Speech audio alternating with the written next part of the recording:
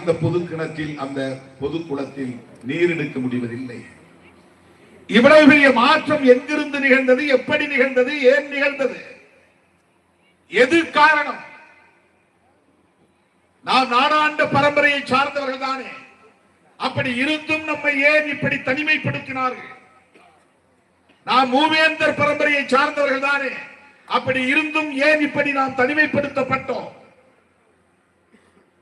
இது என்ன வெள்ளைக்காரன் காலத்திலே வெறும் பட்டியலில் சேர்த்ததனால் மட்டும்தான் இது நிகழ்ந்ததா?